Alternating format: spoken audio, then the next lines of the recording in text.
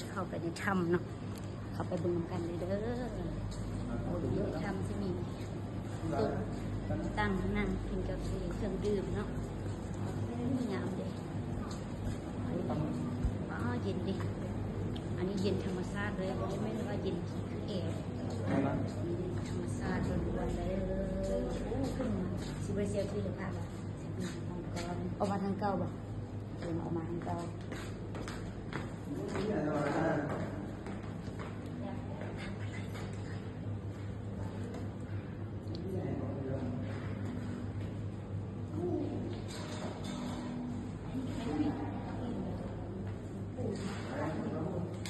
บ้านเขาหินล้นหินอ่อนนะว่างามขนาดเลย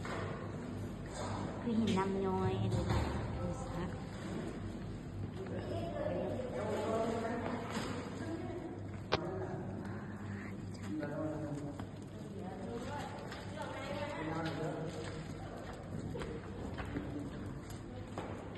นั่งชม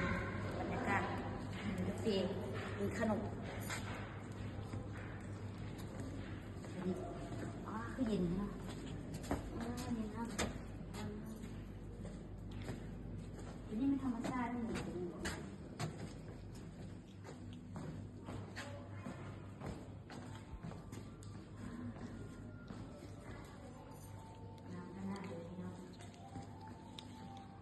เย็นๆเลยเขาคิดถึงเลยว่าคิดผิดนี่เขาบอกใส่แขนยาวมานี่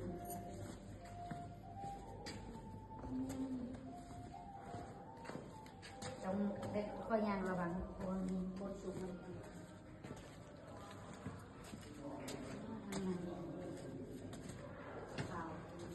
เขาจุด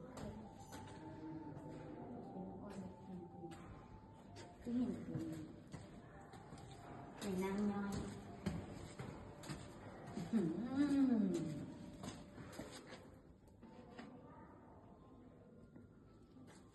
เขาจะไปทางใดก็ทางนี้เนาะเดินไปทางนี้โอ้ทางน้ำงามโอ้มีดอกไม้ประดับประดาทุกคนงามดอกไม้แสงสีน้อยโอ้เย็นขนาดเลยเย็นปานเปิดแอร์เช้า3 องศาเลยความเย็น3 หรือ16 องศาพวกนี้เย็นแบบนี้นี่ทางไหน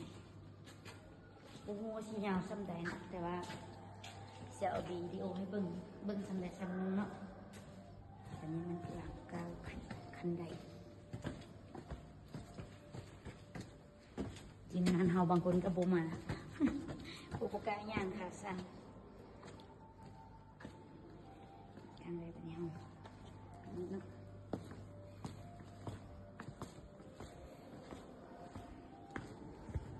บ่มีไกด์นำเที่ยวเพราะว่าเขาบ่ฮู้ภาษาเวียดนามเขาก็เลยเว้าไปเองบรรยายไปเองเลย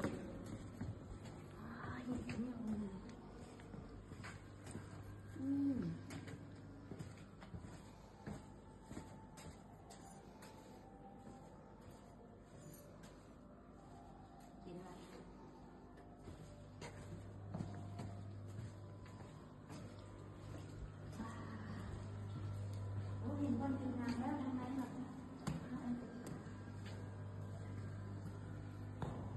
ทำไม